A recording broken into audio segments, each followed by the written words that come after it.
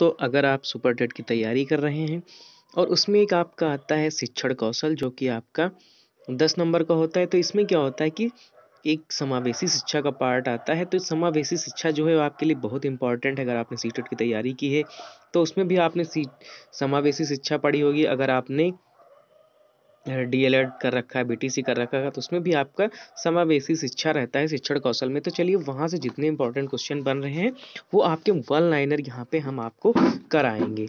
इससे पहले मैंने 2 पार्ट करा दिए हैं। प्रारंभिक शिक्षा के नवीन प्रयास के वन लाइनर क्वेश्चन मैंने 2 पार्ट में करा दिए हैं।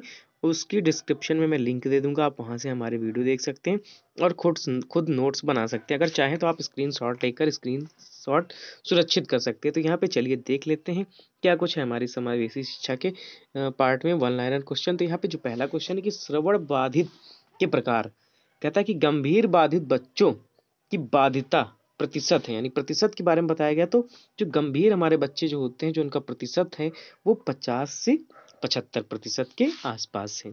फिर श्रवण बाधित के प्रकार, पूर्ण बाधित बच्चों की बाधिता है, यानी जो श्रवण बाधित है तो उनकी जो पूर्ण बाधित बच्चों की है तो वो कितनी होती है आपकी 100% होती है। वाक दोष के प्रकार हैं, तो वाक दोष के जो प्रकार है वो आपके भैया 6 प्रकार है। कितने? 6 प्रकार है। फिर यहाँ पे कहा गया कि अस्थि बाधित चिकित्सा विज्ञान में कितने प्रकार हैं? तो अस्थि बाधित यानी जो आपकी हड्डी वाली जो होती है चिकित्सा विज्ञान में 8 भाग हैं। कितने प्रकार हैं? 8 भाग। प्रतिभाशाली बच्चों की बुद्धिलब्ध है तो वो आपकी 140 से जो अधिक होती है बुद्धिलब्ध, वो यहाँ पे मैंने बुद्धिलब्ध का एक शॉर्ट वीडियो बनाया है, अपलोड किया है, वहां से आप देख सकते हैं बुद्धि की सारी चीजें दी हुई हैं। उत्तर प्रदेश बेसिक शिक्षा अधिनियम अस्तित्व में आया तो 1972 ईस्वी में। कब आया? 1972 ईस्वी में आए। सारे के सारे इंपॉर्टेंट क्वेश्चन है, बने रहें, स्क्रीनशॉट लेते रहें और देखते रहें। यहाँ पे चाहे तो आप अगर साथ में नोट करेंगे तो आपको अच्छे से और भी आपके नोट्स बन जाएंगे और याद भी हो जाएगा। मनोविज्ञान शाला उत्तर प्रदेश में कहाँ स्थित है? तो आपकी जो मनोविज्ञान शाला है उत्तर प्रदेश में इलाहाबाद में स्थित है। मनोविज्ञान शाला की स्थापना कब हुई थी? तो मनोविज्ञान शाला की जो स्थापना हुई थी वो आपकी सन 1947 ईस्वी में हुई थी। मनोविज्ञान शाला की स्थापना किस समिति की सिफारिश पर हुई थी? तो आचार्य नरेंद्र देव समिति। किसके? आचार्य नरेंद्र देव समिति की। वीडियो कैसा लग रहा है दोस्तों हमें कमेंट करके बताएं। फिर यहाँ पे हम आपको बताएंगे विशिष्ट प्रकार या विशिष्ट पद किसी गुण या उन गुणों से युक्त व्यक्ति पर लागू होता है जिसके कारण वह व्यक्ति साथियों को का ध्यान अपनी तरफ आकर्षित करता है, इससे उसके व्यवहार की अनुक्रिया भी प्रभावित होती है। यह कथन किसका है?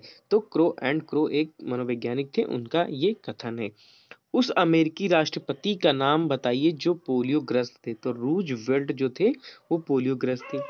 टैट का पूरा क्या नाम है? तो थीमेटिक अपरसेप्शन टेस्ट, यानी थीमेटिक अपरसेप्शन टेस्ट। विशिष्ट आवश्यकता वाले बच्चों को सामान्यतः कितने वर्गों में बांटा गया? जो विशिष्ट आवश्यकता वाले बच्चे हैं उनको सामान्यतः 4 भागों में बांटा गया है।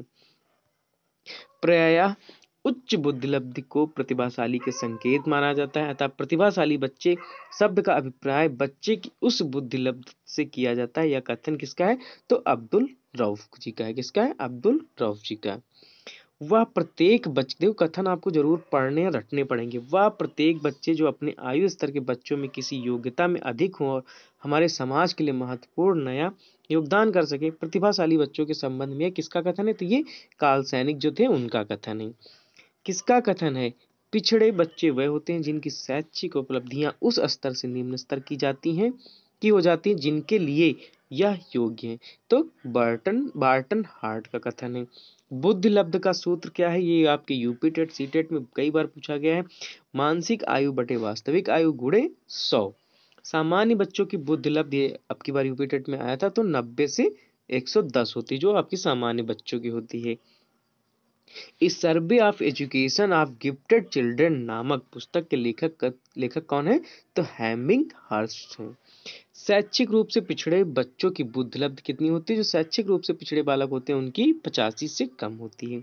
श्रवण बाधित के प्रकार, कम बाधित बच्चों की डेसिबल स्तर कितना होता है? तो 35 से आपका 51 होता है। कितना? 35 से 51। फिर हम बात करेंगे श्रवण बाधित के प्रकार में, यानी मंद बाधित जो बच्चे होते हैं उनकी डेसिबल कितनी होती है, तो 55 से 69 होती है। श्रवण बाधित के प्रकार गंभीर बाधित बच्चों की डेसिबल स्तर है तो 70 से 89, यानी 70 से 89। श्रवण बाधित के प्रकार पूर्ण बाधित बच्चों की जो डेसिबल स्तर होता है वो 90 से 100 होता है।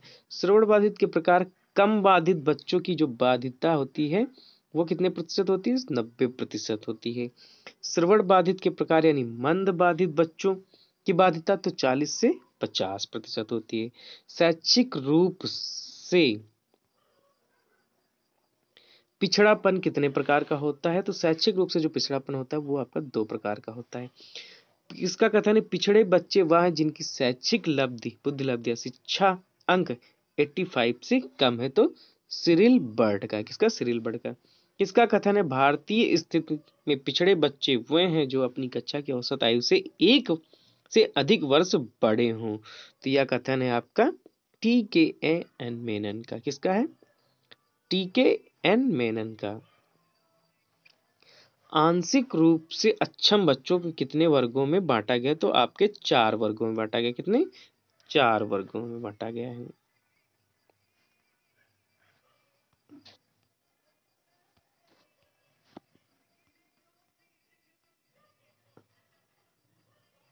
आंशिक रूप से दृष्टि बाधित बच्चों की दृष्टि एक्युटी कितनी होती है, तो 20/70 फीट। कितनी होती है, 20/70 फीट। किसका कथन है वाणी मुखर भाषा के ध्वनि की क्रमबद्ध एवं व्यवहारिक अभिव्यक्ति है, तो लाहन एम काफमैन का। किसका, लाफमैन का। अपवंचित वर्ग के बच्चों को कितने श्रेणियों में बांटा गया, तो 4 श्रेणियों में बांटा गया है। किसका कथन है समस्यात्मक बच्चे वह बच्चे हैं जिनके व्यवहार तथा व्यक्तित्व इस सीमा तक असामान्य होते हैं कि वे घर, विद्यालय तथा समाज में समस्याओं के जनक बन जाते हैं, तो ये वैलेंटाइन का कथन है। किसका, वैलेंटाइन का। किसका कथन है शैक्षिक निर्देशन चेतना विभूत प्रश्न है जिसके द्वारा व्यक्ति के बौद्धिक विकास में सहायता की जाती है। कोई भी चीज जो शिक्षण या सीखने के साथ की जाती है शैक्षिक निर्देशन के अंतर्गत आती है, कथन ब्रेवर का है। दोस्तों इस सुपर टेट के हिसाब से तो आपको इसको अच्छे से रटना होगा। मंडलीय मनोविज्ञान केंद्र कहाँ पर स्थित होते हैं, तो जिला पर।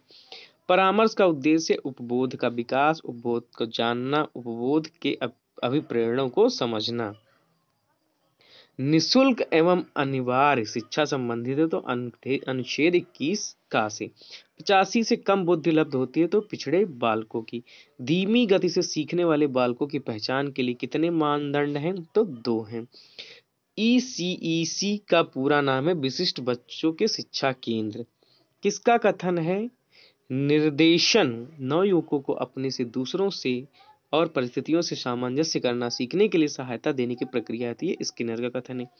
निर्देशन छात्रों को वास्तविक शैक्षिक व्यवहारिक चुनाव को करने और योजनाएं बनाने में सहायता करता है, यह कथन शिक्षा आयोग का है। किसका, शिक्षा आयोग का।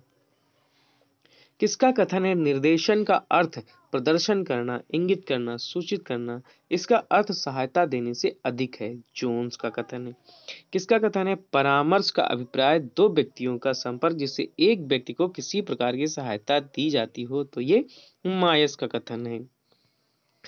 DGP का पूरा नाम क्या है, तो डिप्लोमा इन गाइडेंस साइकोलॉजी। क्या है, डिप्लोमा इन के DGP वो पुलिस वाला नहीं, क्योंकि हम क्या पढ़ रहे हैं, मनोविज्ञान पढ़ रहे हैं, तो इसलिए डिप्लोमा इन गाइडेंस साइकोलॉजी।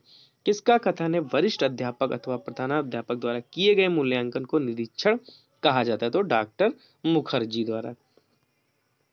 किसका कथन है कि व्यक्ति को शैक्षिक निर्देशन प्रदान करने उद्देश्य छात्र को उपयोगी पाठ्यक्रम चुनने तथा इसमें प्रगति करने में सहायता देना, तो रूथ स्टेक का है। कितना है, कक्षा में एक प्रभावी शिक्षक अधिगम प्रक्रिया होती है जब शिक्षक बच्चे के ज्ञान को पढ़ाई जाने वाली संकल्पना के साथ जोड़ने में सहायता करता है।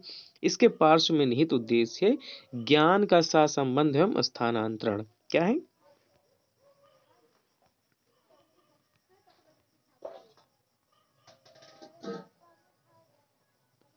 सामाजिक तथा सांस्कृतिक विकास का सिद्धांत संबंधित है, तो किससे, कोहल वर्ग से संबंधित है। किससे, कोहल वर्ग से। इंद्रिय जनित गामक अवस्था का संबंध किस वैज्ञानिक से है? तो जीन पियाजे से।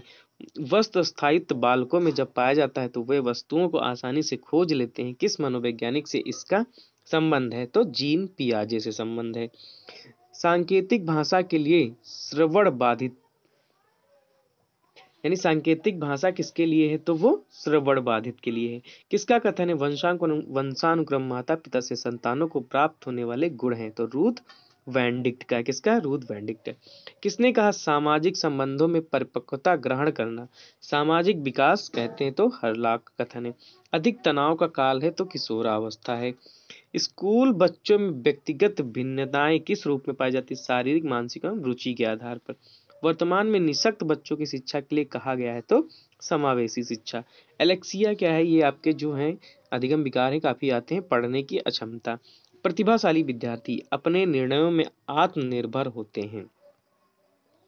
बुद्धि लब्धांक सामान्यता रूप से शैक्षणिक निष्पादन से संबंधित होते, तो यहाँ पे क्या होगा? उच्च। एक सशक्त विद्यालय अपने शिक्षकों में योग्यताओं में से किसे सर्वाधिक बढ़ावा देगा? तो प्रतिस्पर्धात्मक अभिवृत्ति को। शारीरिक रूप से अक्षम बच्चों को सामान्यता होता है? तो डिस्ग्राफिया होता है। एक बच्चा जो डाट से ग्रस्त है वह सा को वास तथा न्यूक्लियर को अनक्लियर में अंतर नहीं कर सकता है, तो इसे क्या कहते हैं? डिसलेक्सिया कहते हैं। सूक्ष्म गतिक कौशल का उदाहरण है लिखना। नर्सरी कक्षा में शुरुआत करने के लिए कौन सी विषय वस्तु सबसे अच्छी है? तो मेरा परिवार। डिसलेक्सिया मुख्यतः डाट की समस्या, तो पढ़ने की। प्राथमिक स्तर के बच्चों का आकलन करने का सर्वश्रेष्ठ तरीका है? तो पोर्टफोलियो, जिसमें आपका रिपोर्ट कार्ड तैयार किया जाता है। वर्तमान में निःशक्त बच्चों की शिक्षा के लिए कहा गया है? तो समावेशी शिक्षा। शिक्षा का अधिकार अधिनियम 2000 लागू नहीं होता है 14 से 18 वर्ष के बच्चों पर। यदि आपकी कक्षा में एक बालक शा को वास पढ़ता था तो वह विकार है? तो डिसलेक्सिया। आप अनपढ़ माता पिता के बच्चों को अंग्रेजी सिखाना चाहते हैं, आप उसे मातृभाषा की सहायता से अंग्रेजी सिखाने का प्रयास करेंगे। विशेष आवश्यकता वाले बच्चों की शिक्षा होनी चाहिए अन्य सामान्य बालकों के साथ। विशिष्ट बालकों के अंतर्गत कौन आते हैं? पिछड़ा, प्रतिभाशाली, मंद बुद्धि बालक।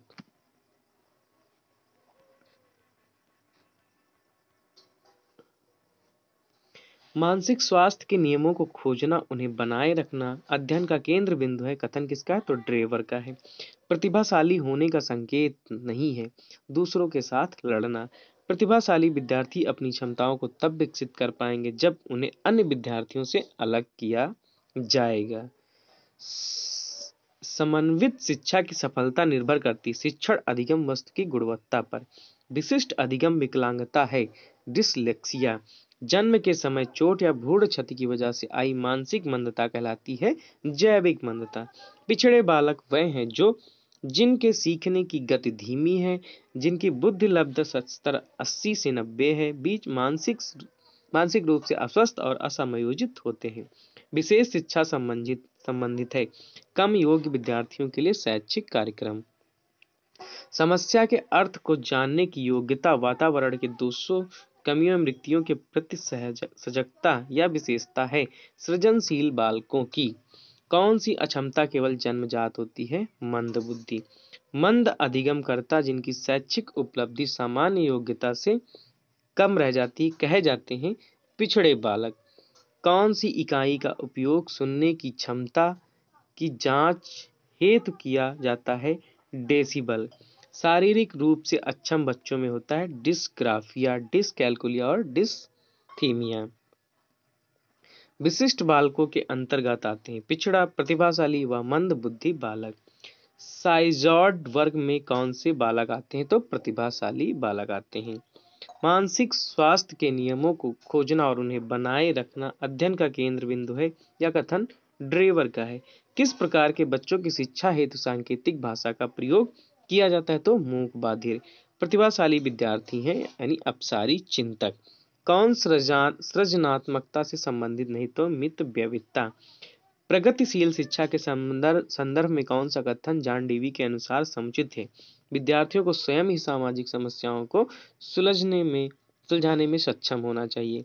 रास ने संवेग को कितने प्रकार में बांटा है? तो 3 प्रकार में बांटा है। अभिप्रेरणा की व्याख्या जन्मजात मूल प्रवृत्तियों के आधार पर की जा सकती है। मैकडूगल ने मूल प्रवृत्तियों की संख्या 14 बताई है। कौन सा जन्मजात प्रेरक नहीं, तो आदत जो है वो आपका जन्मजात नहीं है। असंगठित घर से आने वाले बालक सबसे अधिक कठिनाई का अनुभव करेंगे स्वतंत्र अध्ययन में। दोस्तों ये फर्स्ट पार्ट है, इसका सेकंड पार्ट जल्द ही लाएंगे। तो तब तक बने रहिए वीडियो में, और आप इसको ज़्यादा से ज़्यादा लाइक शेयर और कमेंट करके बताएं कि हमें वीडियो कैसा लगा। मिलते हैं नेक्स्ट वीडियो में नई जानकारी के साथ।